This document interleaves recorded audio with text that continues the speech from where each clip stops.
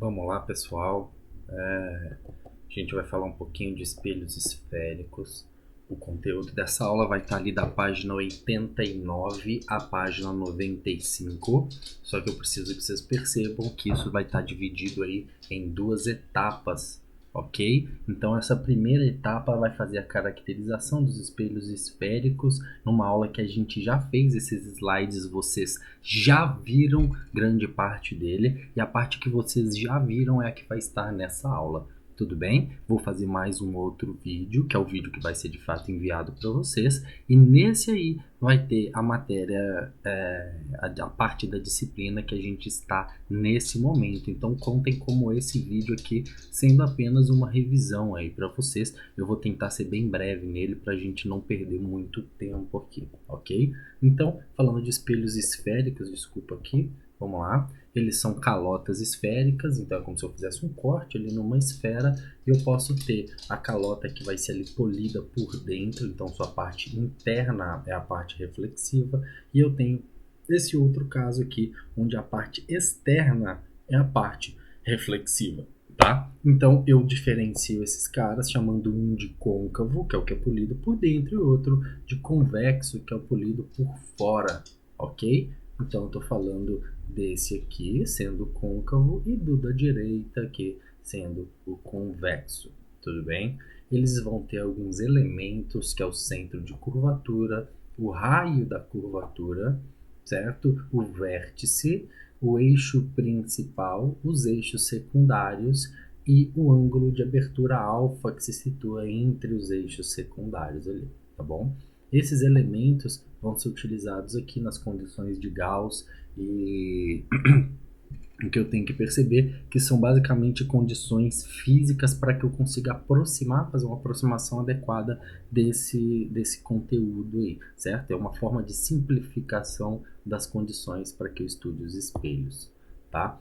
Então, um dos primeiros elementos e um dos mais importantes aí no espelho é a localização do foco, certo? O foco, ele tem metade dessa distância aqui, ó, entre o centro e o vértice, ele vai se situar exatamente no meio. E como que eu consigo encontrar uma evidência física disso? Se eu incidir vários feixes de forma paralela, que nem vocês estão vendo nesse desenho aqui, ó, esses feixes depois, na sua reflexão, vão convergir todos para um mesmo ponto, que é onde se situa um foco. Isso se eu estiver falando do espelho côncavo. Se eu estiver falando do espelho convexo, eu vou perceber que esses raios aqui vão se refletir de forma não centrada, certo? Eles estão dispersando, porém as suas projeções aqui, ó, são todas incididas num foco virtual, tudo bem? E aí eu tenho isso acontecendo de uma forma prática, né? Feita em laboratório aí com os lasers. Tá, agora a gente detalha como a imagem vai ser formada. E o primeiro detalhe muito importante que aparece aqui pra gente é sobre onde essa imagem vai ser formada. Então percebam que eu tenho aqui o objeto, certo? Marcado pela letra O. Eu tenho aqui o C, marcando o centro dessa circunferência. E eu tenho o I, que é o que marca o tamanho, a posição dessa imagem, ok? Então, onde esses raios incidentes sobre o espelho se encontrarem novamente, obviamente excluído o ponto de partida, então estou falando daqui, ó, né? Todos os lugares onde eles se encontram, que geralmente vai ser um só aqui, né? É onde eu formo a imagem. Só que para isso eu preciso estudar alguns raios notáveis. Como assim raios notáveis? São alguns padrões que foram observados, tá? Quando eu estou falando de espelho esférico, que eu posso utilizar para facilitar, em vez de ficar fazendo conta todas as vezes. Tudo bem? Então a primeira coisa que eu preciso perceber é que existe este raio notável que passa pelo centro, certo? O raio notável que passa pelo centro ou cuja projeção passa pelo centro, no caso desse desenho aqui, ó, ele sempre retorna pelo mesmo caminho, certo? E depois eu tenho o que incide paralelo ao eixo central, que sempre retorna sobre o foco ou com sua projeção sobre o foco, tá? E eu tenho o raio que passa pelo foco e retorna paralelo ao eixo, ou o raio que incide com seu prolongamento aqui sobre o foco, porém ele retorna também paralelo ao eixo principal. Eu tenho o que vai incidir sobre o vértice, ele vai encarar esse espelho como se fosse um espelho plano, tá? Então fica bem fácil entender que a regrinha é essa aí. Me desculpa, eu balancei tudo aqui. Vamos lá. Agora eu vou começar a posicionar essas imagens, certo? De acordo com o espelho aí. E vou começar a tentar entender como esses caras vão se posicionar, certo? Então, de acordo com a posição e o tamanho, as dimensões aí do objeto, a minha imagem vai assumir determinadas posições e tamanhos também. Então, quando o objeto está longe o suficiente para ser encarado como um objeto no infinito, eu vou ter que a formação dessa imagem vai se dar em cima do foco, certo? Então eu vou criar uma imagem real em F. Como assim em F? Exatamente sobre a posição do foco, certo? Teve um caso de um prédio que tinha um formato que se assemelha assim, ou se não me engano ele até está nas nossas questões aqui, falamos dele, né? Que deu um prejuízo aí nos carros, mas não vou me ater a esse tema agora para a gente poder continuar.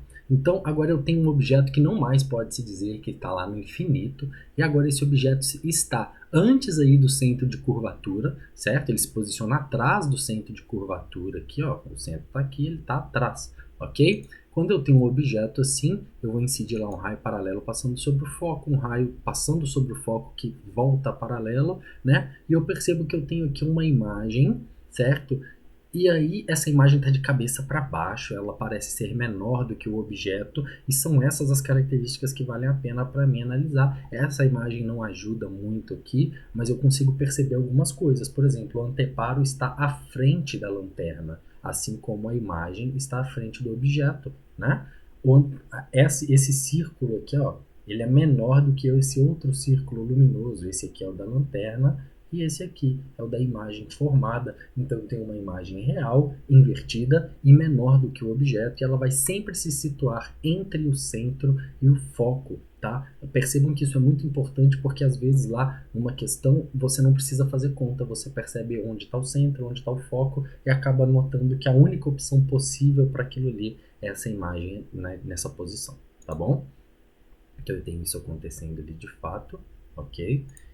E aí agora eu tenho as imagens que vão se situar exatamente sobre o centro, certo? Elas formam uma imagem invertida, igual, em mesmo tamanho, e também sobre o centro, ok? Ela é uma imagem real, como eu posso observar aqui que eu consegui projetar essa imagem. Aqui eu tenho uma seta virada para cima, aqui uma seta virada para baixo, representando esses carinhas aqui, ok? Então o objeto e imagem tem a mesma distância para o vértice e o mesmo tamanho.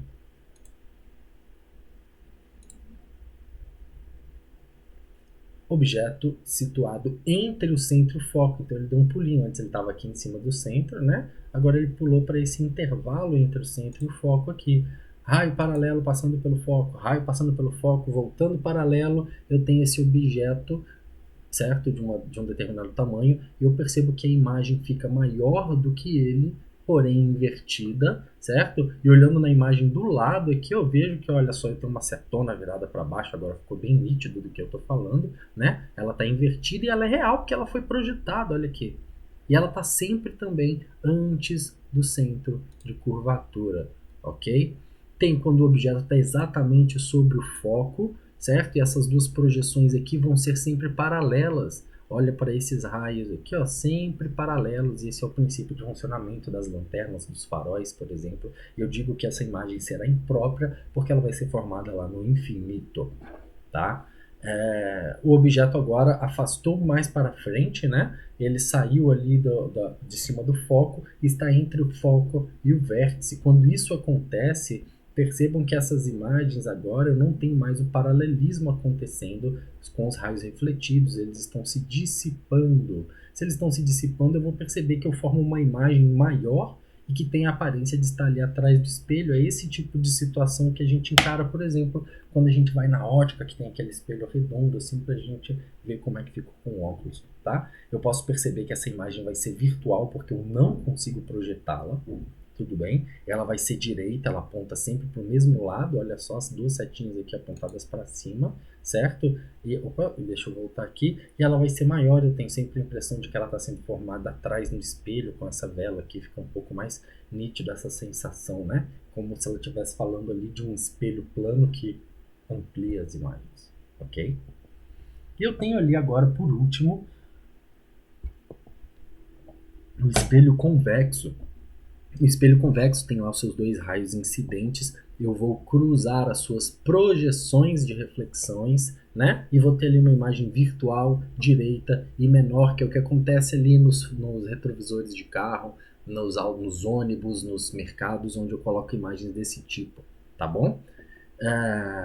Mesma coisa para a vela ali funcionando, só troquei o aparato, né? E aí agora eu vou para os nossos exercícios. Percebam que eu já falei bastante desses exercícios, não lembro se bastante eu falei em sala, mas falei, pedi que vocês fizessem isso aqui, que eu ia passar as respostas, certo?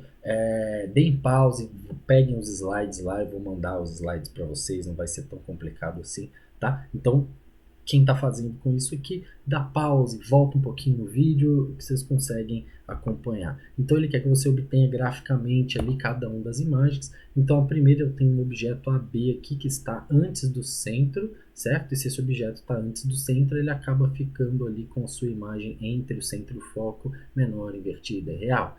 Esse aqui sobre o centro, ela vai ser igualzinha, só que invertida, né?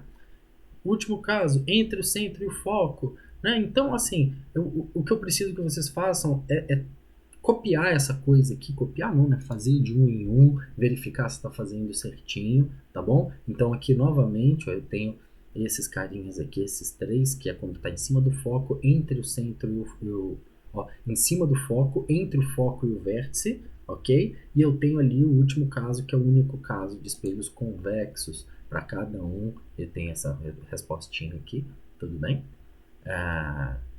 Quem precisar de pause. Passando para o exercício 2, que é aquele exercício que eu estava falando ali sobre o edifício que causou problemas nas vizinhanças, né? Trata-se, obviamente, de um espelho côncavo, tudo bem? É necessário que vocês interpretem as questões, tal, e entendam que esse tipo de questão aqui precisa ser feita rapidamente, ok? Já conversamos sobre isso.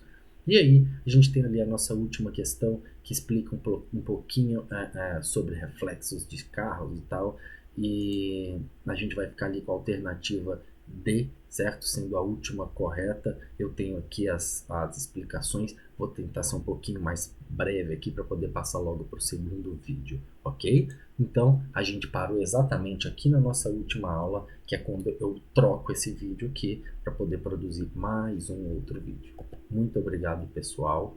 Espero que a gente esteja conseguindo passar alguma coisa, apesar das dificuldades aqui. Muito obrigado.